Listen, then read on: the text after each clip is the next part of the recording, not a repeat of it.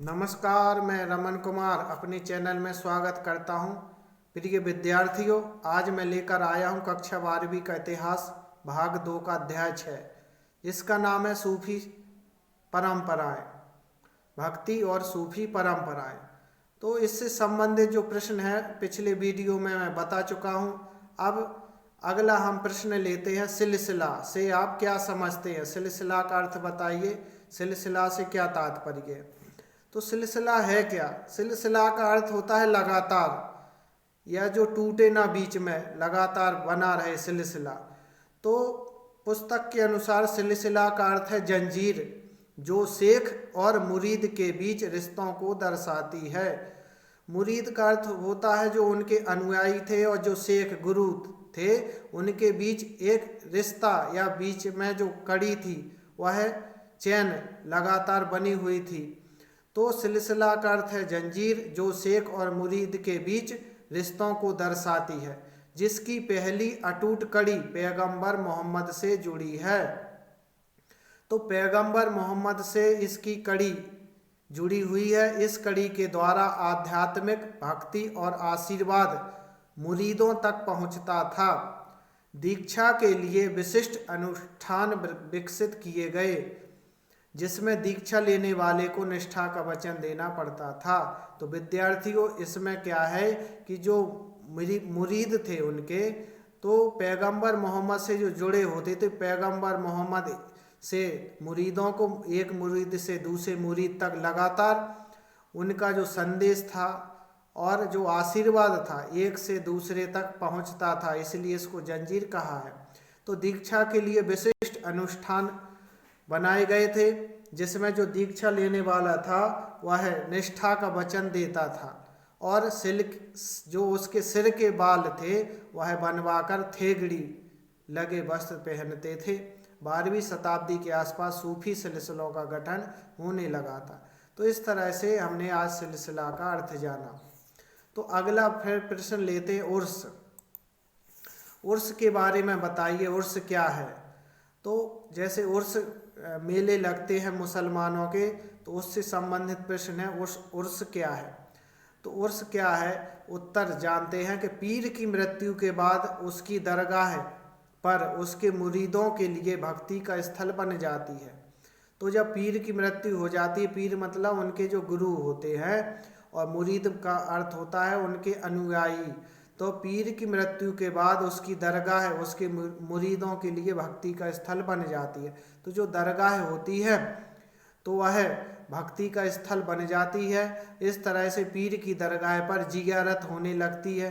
उनकी बरसी पर अक्सर यह परिपाटी चल निकली, तो इस परिपाटी को उर्स कहा जाता है।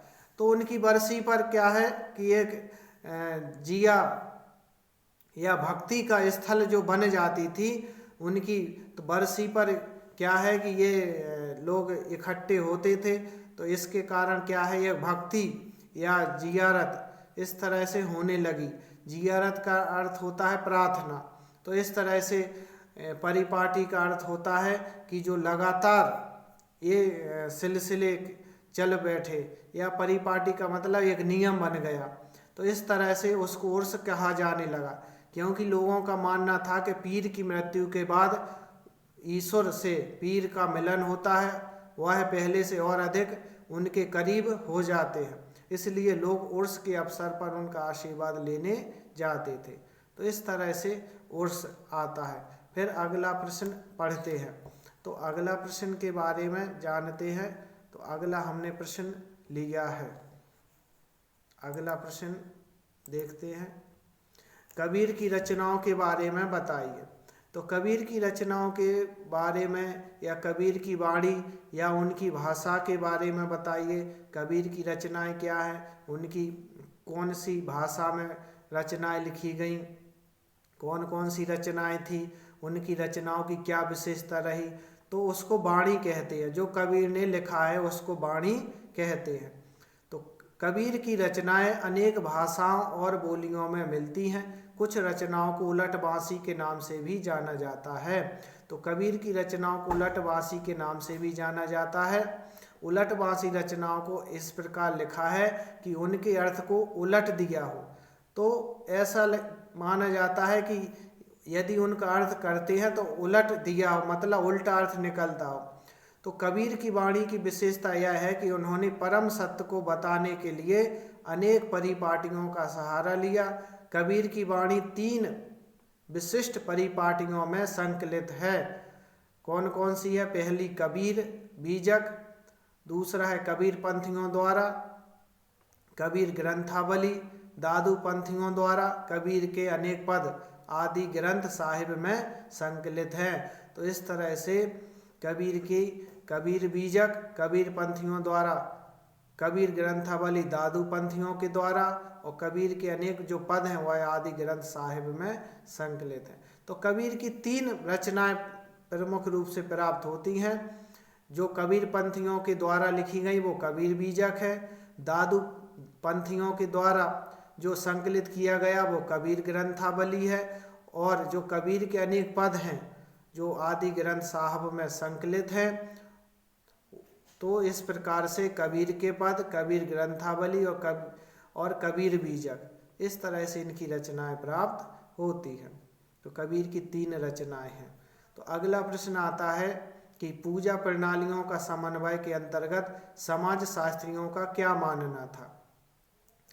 तो पूजा प्रणाली समन्वय, जो पूजा प्रणाली थी तो उनका जो समन्वय था तो समाज शास्त्रियों का क्या सोच रही, क्या उनका मानना था। तो वस्तुतः समाज शास्त्रियों का मानना है कि समूचे उपमहाद्वीप में अनेक धार्मिक विचारधाराएं और पद्धतियां महान सांस्कृतिक, पौराणिक, परिपाटी तथा लघु परंपरा के बीच हुए अविरल संवाद का परिणाम है। तो इस तरह से समाज शास्त्रियों का मानना है कि जो समूचा या पूरा जो उपमहाद्वीप है, भारत है, तो उसमें अनेक धार्मिक विचारधाराएं थी, अनेक पद्धतियां थी और संस्कृत पौराणिक परिपाटियां थी। इसके साथ ही लघु परंपराएं थीं। तो इन सभी के बीच जो अविरल संवाद है तो उसका परिणाम है। तो इस तरह से इनका मानना था। फिर अगला प्रश्न लेते हैं कि पूजा प्रणालियों का समन्वय, पूजा प्रणालियों का समन्वय ये तो हो गया। अगला प्रश्न है कि भक्ति सूफी परंपरा में साहित्य और मूर्ति कला में देवता किस बात के द्योतक हैं। तो भक्ति सूफी परंपरा है तो उसमें जो साहित्य है और मूर्ति कला में जो देवता हैं तो किस बात के द्योतक हैं, मतलब किस बात को की ओर वो इशारा कर रहे हैं। तो भक्ति सूफी परंपरा में साहित्य और मूर्ति कला दोनों में ही अनेक प्रकार के देवी देवता होते हैं तथा यह इस बात की ओर इशारा करते हैं या इस बात का द्योतक है कि विष्णु, शिव और देवी इनको अनेक रूपों में व्यक्त करके आराधना की परिपाटी चल निकली। तो इस तरह से इन्होंने कहा है कि जो विष्णु, भगवान विष्णु है, भगवान शिव हैं और देवी हैं, इनके अनेक रूपों की जो आराधना या पूजा है तो इसकी पूजा करने की जो परिपाटी है या रिवाज है, परिपाटी का मतलब रिवाज, वह है चल निकला। तो इस तरह से ये देवता इस प्रकार पूजा और आराधना के द्योतक हैं। फिर अगला प्रश्न आता है कि पूजा प्रणालियों का समन्वय की प्रक्रिया का सबसे अच्छा उदाहरण कहाँ मिलता है। तो पूजा प्रणालियों का जो समन्वय है तो उसकी प्रक्रिया है तो सबसे अच्छा उदाहरण कहाँ मिलता है। तो पूजा करने की जो प्रणालियाँ थीं तो उनमें जो समन्वय था तो उसकी प्रक्रिया का सबसे विशिष्ट अच्छा उदाहरण पुरी में मिलता है। पुरी उड़ीसा में, पुरी कहाँ है? उड़ीसा में मिलता है, जहाँ मुख्य देवता को 12वीं शताब्दी तक आते आते जगन्नाथ शाब्दिक अर्थ में संपूर्ण विश्व के स्वामी विष्णु के एक स्वरूप के रूप में प्रस्तुत किया गया। तो यहाँ पर क्या है कि पूजा प्रणालियों का समन्वय की प्रक्रिया का सबसे अच्छा उदाहरण पुरी में मिलता है। पुरी उड़ीसा राज्य में स्थित है। यहाँ के जो मुख्य देवता हैं जगन्नाथ, तो ये संपूर्ण विश्व के स्वामी और विष्णु के स्वरूप के रूप में इनको प्रस्तुत किया गया और ये मुख्य देवता को 12वीं शताब्दी तक जगन्नाथ नामक शाब्दिक अर्थ में लिया गया। तो जगन्नाथ के अर्थ में इनको लिया गया और ये 12वीं शताब्दी में ये जगन्नाथ थे संपूर्ण विश्व के स्वामी के रूप में प्रस्तुत किया गया। कृष्ण देवी संप्रदायों में समन्वय के इस प्रकार उदाहरण मिलते हैं। तो अगला प्रश्न आता है कि देवी संप्रदायों में समन्वय के किस प्रकार के उदाहरण मिलते हैं। तो उत्तर है देवी की उपासना अधिकार सिंदूर से पोते गए पत्थर के रूप में ही की जाती थी। तो देवी संप्रदाय में समन्वय के उदाहरण क्या हैं? तो देवी की उपासना अधिकार जो सिंदूर से पोते गए पत्थर के रूप में ही की जाती थी और इन देवियों को मुख्य देवताओं की पत्नी के रूप में मान्यता दी गई। कभी वह लक्ष्मी के रूप में, कभी वह पार्वती के रूप में इनकी पूजा की जाती थी। तो इस तरह से देवी संप्रदाय के रूप में इनकी पूजा की जाती थी। फिर अगला प्रश्न है देवी की आराधना किस नाम से प्रचलित है। तो देवी की आराधना पद्धति को तांत्रिक नाम से जाना जाता है। तांत्रिक पूजा पद्धति उपमहाद्वीप के अनेक भागों में प्रचलित थी। इसके अंतर्गत स्त्री और पुरुष दोनों ही इसमें शामिल हो सकते थे। तो इस तरह से देवी आराधना की पूजा के बारे में आपने जाना है कि देवी की उपासना का अधिकार सिंदूर से पोते गए पत्थर के रूप में ही अधिकतर पूजा होती थी। तो इन देवियों को मुख्य देवताओं की पत्नी के रूप में मान्यता थी, लक्ष्मी के रूप में, कभी पार्वती के रूप में इनकी पूजा की जाती थी। तो इस तरह से आज इस वीडियो में इतना ही। हमारे चैनल पर बने रहें और अपना मत व्यक्त करते रहें। धन्यवाद।